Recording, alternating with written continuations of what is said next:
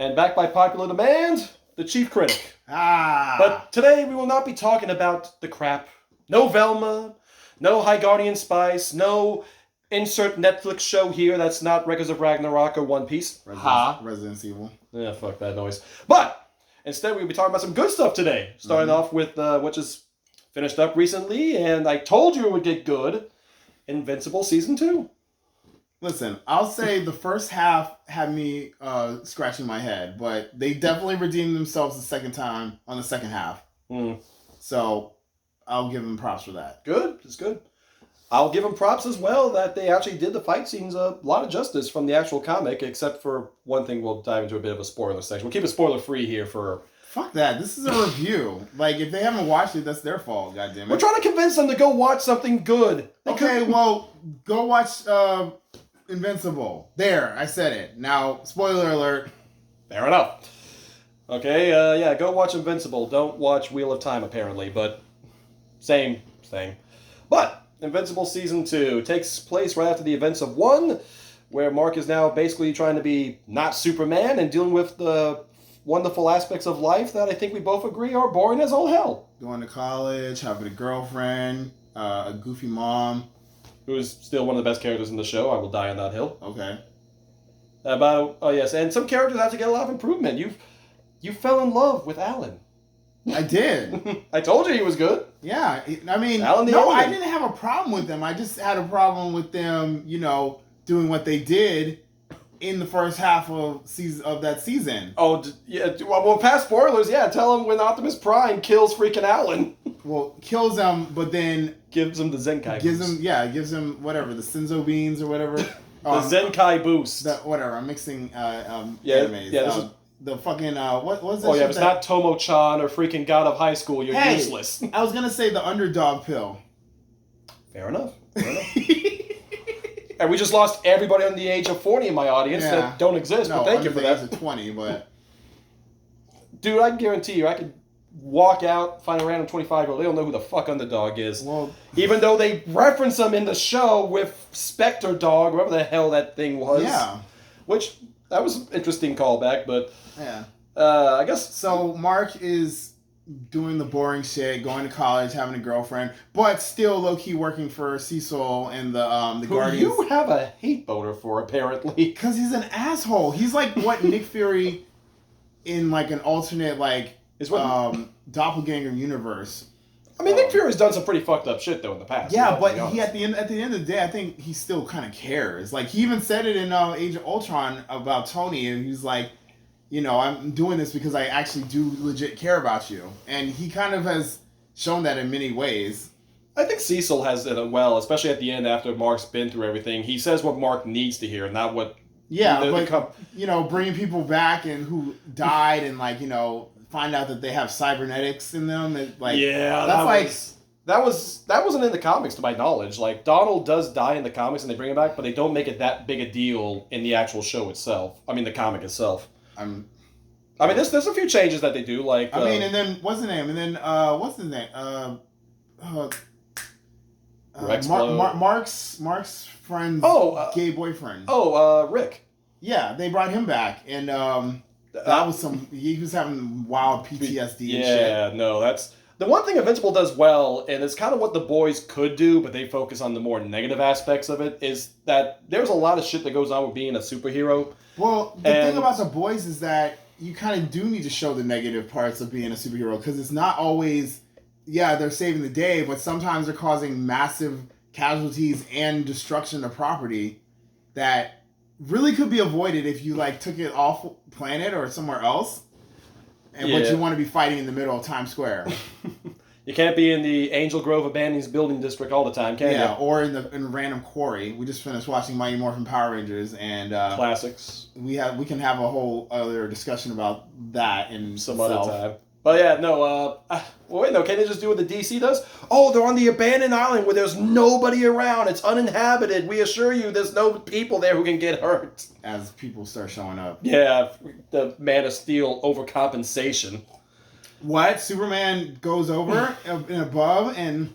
Yeah, and he causes actually massive casualties. You don't say. Hey, it's almost like Mark is trying to be like Superman, but finding out that it's almost impossible to be Superman because, oh boy, Mark, and like you said, Mark can't catch a W to save his life. No, and I don't know why they keep calling him Invincible because he keeps getting his ass beat.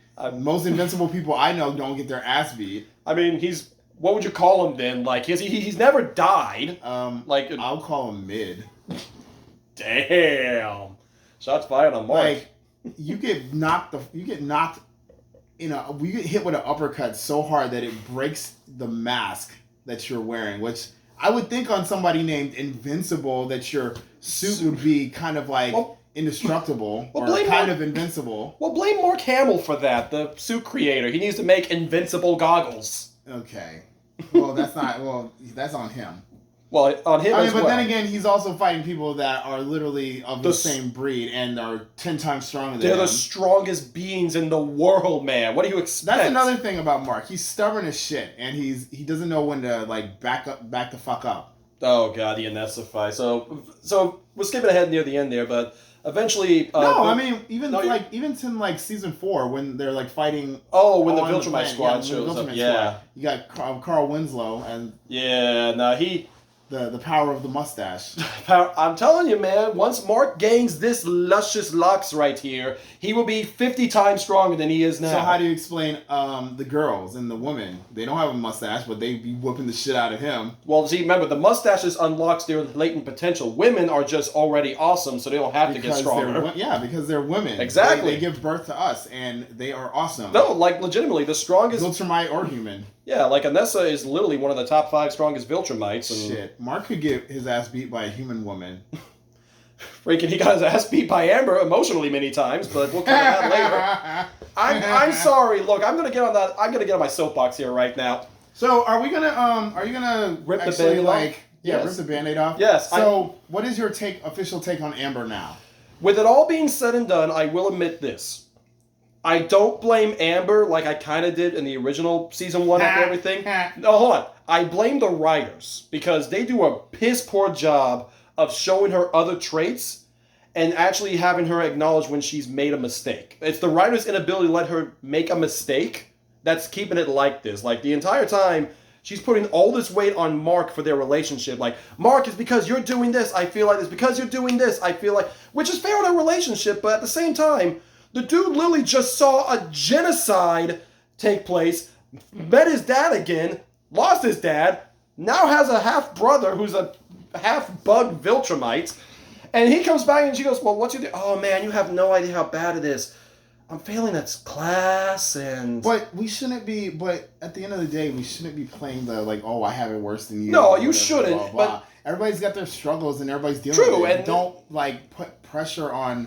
one person. And I'm not saying she's doing it purposely, but she's doing that inadvertently to Mark, and we see But I also feel like the people who watch the show are putting unnecessary pressure on her. And on top of that, her being a black woman, it's like don't they face enough? Oh gee. See, here's the problem, I can pinpoint exactly where this is, and it's an issue that they had similarly with Lois from My Adventures with Superman, but I would never say it's the same way. Well, no, hear me out. So everybody's actually on Amber's side. I can pinpoint exactly when this happened, because after episode 6, we were still on Amber's side. Like, when she didn't know he was invincible, like, we were still on side. And when Mark shows up and says he's invincible, and she goes, no, that doesn't mean anything. I go, oh, that makes sense. Wait, you mean when she showed up and he said, I'm title screen? No, they didn't do that, thankfully. I have to double check. If they really did that, Amber, listen, you have to take me back. If they did that, that would have been hilarious. That would have been hilarious, but it would have been a mood killer if anything there was one. But then when she goes that conversation was already. Oh yeah, it was done. Anyway. It was awkward. Yeah, she was already moving on from him basically. Might as well do something like order fries or something. Yeah, well, no, they did. Remember, they went to freaking that McDonald's knockoff place. Oh yeah, it wasn't Big Belly because that's in DC. Yeah, it's something like that. But so basically, when she says I've always known you've been a superhero, I knew you were invincible. It really takes all the other conversations that happened before in a new light. Like when she chews Mark out for leaving them alone. She knows who he is. Like, she verbally castrated him. So then why didn't she, come out and say, hey, just so you know, I know. Yeah, that's what I mean. Is I don't think it's the character. I think it's the writers having these key moments where they fuck up. Okay, well, then the writers are toxic as hell. Although they are. I completely agree. You want to write, this woman to be like non-understanding and like. And they fix her in season. I hate saying fix her because that's not a good thing. And in season 2, they show that side of her. I mean, they're writing, but yeah, they're writing. But in season 2, they show that side of her. Like she's trying to be more understanding, and I do feel bad for her. Like the problem is they haven't acknowledged that she was just as toxic to Mark as Mark was to her, and everyone seems to hold Mark over her and not realize that they both fucked up because they were kids. Because they feel like because Mark is the superhero that his responsibilities outweigh hers, and that's. It's not a healthy relationship. It's accurate, but not really. Yeah. Because it's a toxic mentality to have. Like, just because somebody... That'd be like saying, oh, like, if you worked, like, for the government and I worked at, like, a fucking fast food restaurant, nothing wrong with any of those jobs. No, of course, but... If you were to be like, oh, like, you know, our friendship can't, like... I can't talk to you anymore, man, because I have a way better job than you. Like, dude, I can't hang out because... Oh, wait, dude... I can't go hang out with you and grab a drink because, you know, I got this big, massive government thing to take care of. Yeah. And then I hold it over your head forever. Or I hold it over your head. Oh, yeah, you hold it over my head. And I give you the shit about it. Or then, like, when you're complaining about having a, like, oh, man, you won't believe what fucking happened at work. Some dude jumped over the counter and pissed on me. Yeah. And I go, well, you have no idea what it's like at my work. Yeah, I had to stop a nuclear disaster. Like freaking Adam Eve's father, who is the biggest piece of shit I think I've ever seen. Why she doesn't turn him into a piece of shit to reflect it, I don't know, but... Like, now we see why she dated Rex. It all makes sense. Rex. He got better, but yeah, so with Amber... So to finish the bookmark... Well, yeah, do a second. So to finish the bookmark on Amber, I will admit she was better. I admit that it's the writer's big mistakes that they haven't tried to address, and it's my issue with like something like Spider-Man's One More Day. We're not mad that Peter and MJ broke up. We're mad that they broke up because the devil made a stupid deal with them to save Aunt May's soul for some dumbass reason. Like, it's not what you did, it's the execution of what you did. And I feel like a lot of people seem to miss the nuance with it, which we'll get to with X-Men 97 when we talk about Charles and Eric and the biggest problem people seem to have with those two. Well, the biggest misconception. Yeah. And I feel like in here, Amber and Mark could have worked, and the story could have been fine, but they needed to properly pace it out, but you can't because you're limited by the time frame here. And I think it's also an age thing, because, like, you know, the reason why I think 20. Superman and Lois works so well is because they're older, and I think when you get a certain age, when you're out of college, when you're working in the real world, you understand people's responsibilities. You understand about, like, having a full-time job, or, like, taking care of a family, or, like, you know, dating someone who is, you know, out saving the world, or stopping an asteroid from destroying Earth, or stopping an alien invasion. Like, some things you're just like, oh, okay, I'm going to be an adult and understand that. But when you're, like, young, when you're in high school or fresh out of high school into college, and it's like, the emotions are flying, you know, freaking testosterone and all that shit, and there's a real good scene with Mark and his mom later that kind of puts what you're saying into context when he asks her, how did she feel about Dad and everything that went down, and would she do it again, even if him and Oliver, his brother, weren't around? Yeah. Which, I mean, that's a fair and honest adult question that I feel the show does well from time to time, is it does address the adultness of the situation. It doesn't talk down to people like some other shows do. But speaking of talking down to people, Rex. Rex Splode, a.k.a. not Gambit. That's like if Gambit didn't have any charm. If he had zero Riz. Yeah. the inverse Gambit Riz. He got better though. Like it took a bullet to the head, and then him going psycho out of his mind. So like, yeah, he could have done that from the beginning and saved everybody. And that's one thing that's in the comics. They make this big fight later between Invincible and the Guardians, what's left of them, and this Lizard League, which is like a Cobra knockoff, basically. I mean, except I don't think I've known anybody from G.I. Joe to eat a person. Well, haven't met Rattler. No, I don't.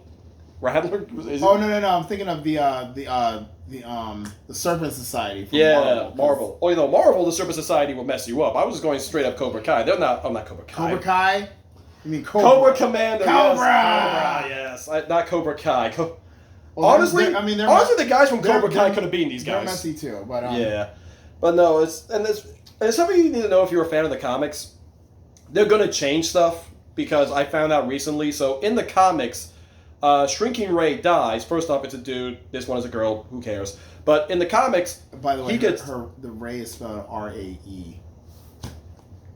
You never. Ray. I'm sorry. Because like how to correct.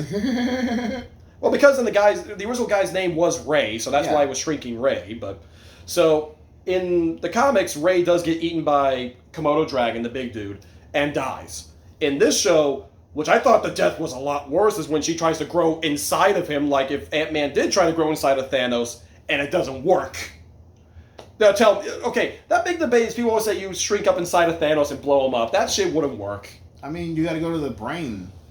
I think even his brain and skull would probably be still too thick for like freaking Scott to expand in, or even Hank. The problem is they didn't even attempt it, so we'll never know.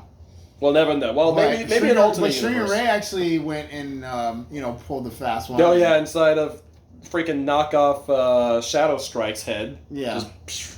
And ended up getting chewed. Yeah, but she was supposed to be dead, and like that wasn't a very. And the one thing I will give Invincible credit for, the show may have animation issues, and I know they make fun of that later, but the fight scenes are always on point. Like some of the most brutal, realistic damage I think I've seen.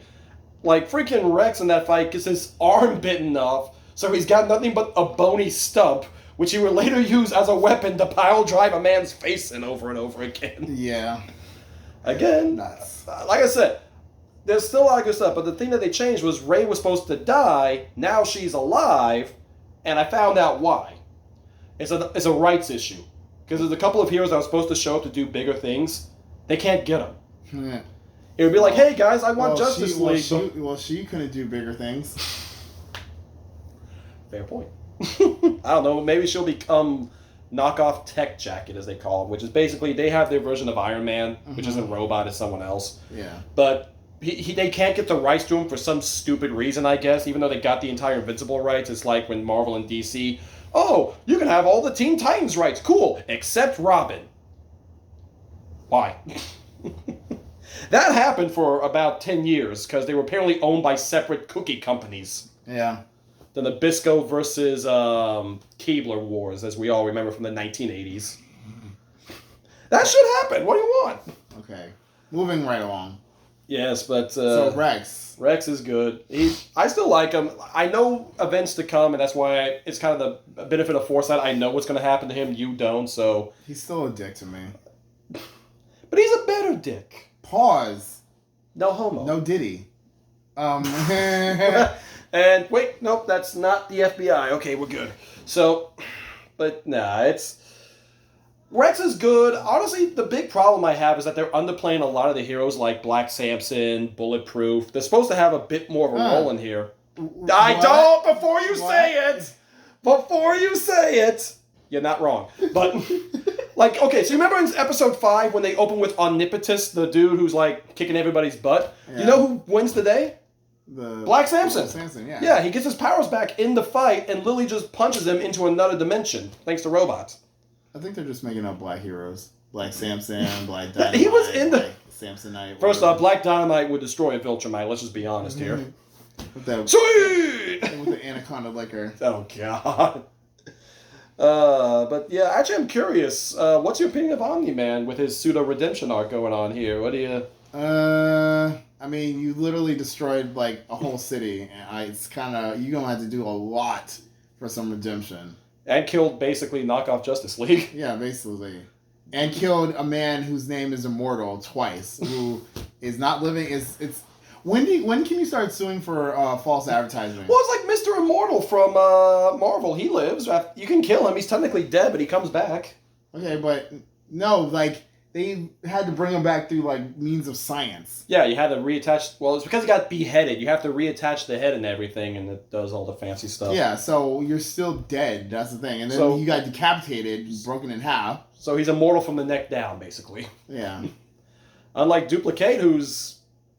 That whole thing is By the way, bravo on that name. That's a phenomenal name. Her name is Kate, and she can... Duplicate, yeah. It's better than her brother's name, I'll say that. What is that? I can't remember. It was like multiply or multi-tie. Multi-tie. It's like because it's an Asian name, but I can't remember what it is. It's like multi. He shows up later on. I don't know if they're gonna have him in the show. Is he Thai? No, Chinese, because it's a Chinese curse. Damn it! I was gonna say they could make him. If he's from Thailand, they could call him multi-Thai. Regardless, I don't know if he's gonna be in because there's apparently rights with a whole bunch of characters, which. At least we got Battle Beast. We got the good one, which... He did not show up at one time in this season. And he was supposed to! Okay, well, he did not, so... No, I even told you I was looking forward to seeing him in this season, and he's not. So, they're taking stuff from the comics, they're moving timelines around, so if you're expecting what goes down to go down, it's not going down yet. It's going to go later. Everybody's criticism about Avatar: The Last Airbender. No. Character arcs are different from...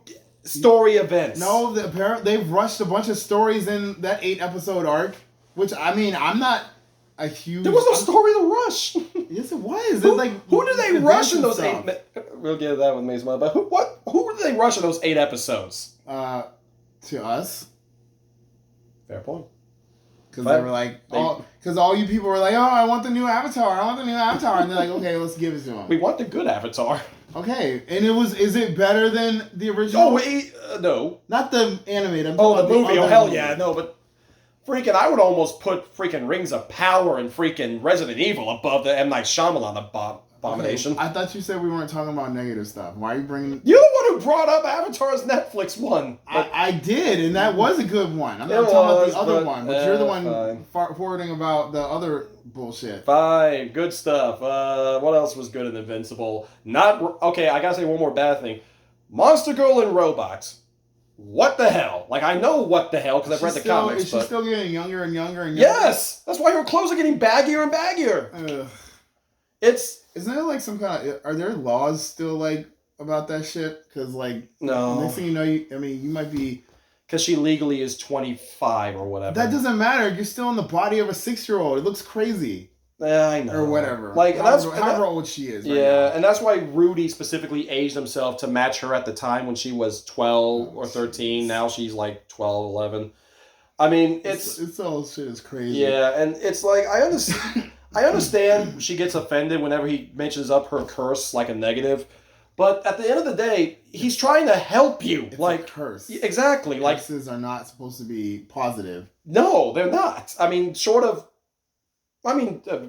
Rider. I mean, well, yeah, but he had to get comfortable with that shit. He wasn't like, oh my god, I got a flaming head and I can inflict fear into you or punish you for the shit you caused. I see all of your sins. Yeah, I see your wet history. That wasn't like overnight. Like he had to like actually like get accustomed to that after like. Oh, that would just drive me insane if I just look at somebody. Oh, you're a nice guy. Oh my god. Well, I mean, he's also driving insane too. Fair. On a flaming motorcycle.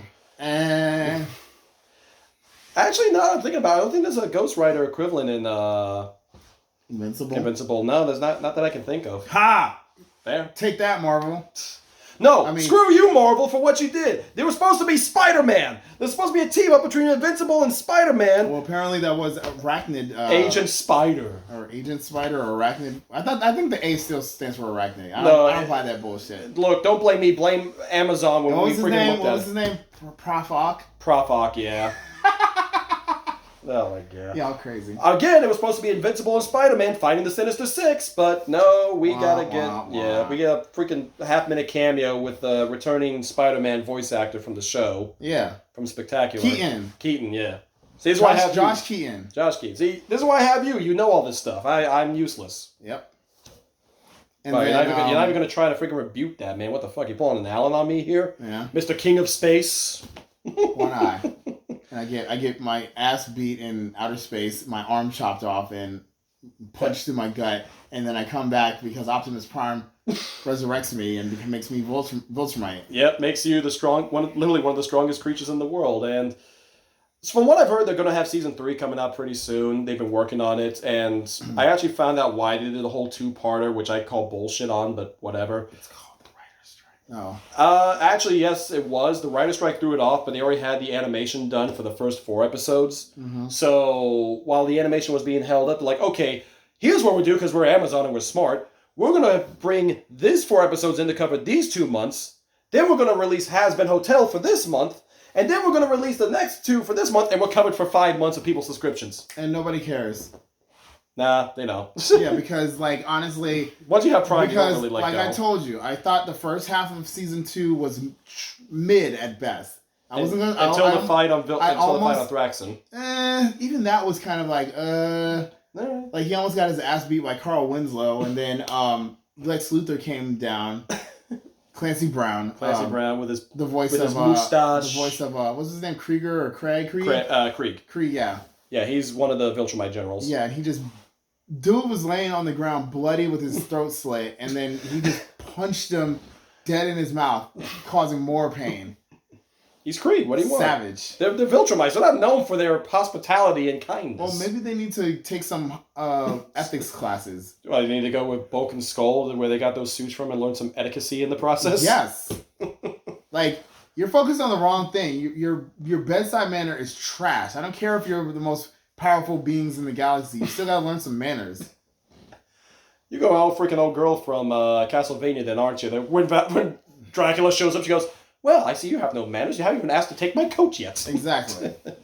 Like, you want to take over my Earth, but you haven't even taken me to dinner. You haven't even wiped your shoes. You're carrying mud onto my planet. How dare you? Just because it's Terra doesn't mean it's all Earth-based. And no ethics. I'm on a date, and you're grabbing my chick by the throat, and she's without consent. Without consent, and she's like, it feels like steel on the back of my neck. So God, like you traumatized her, and then I get out, and then I find out some big-headed brain dude who's got my mom and my stepbrother hostage. He had the worst day of his life. He had to miss Comic-Con. And then ruin his date with his girlfriend, and then had to get this shit kicked out of him, and then went to another dimension and had to get the shit kicked out of him more consistently. He had to get the shit kicked out of him in multiple dimensions, while his mom also had her arm broken off. Oh God, that was, like I said, the fight scenes in this are brutal. And then at the end, they all had matching black eyes on the left side. Yeah, everybody had mom, dad, and Mark. The baby did not have a black eye, thankfully. Thank God. I mean, he kind of had a purple, so it was already more like a purple eye. So I think he already kind of had that. But yeah.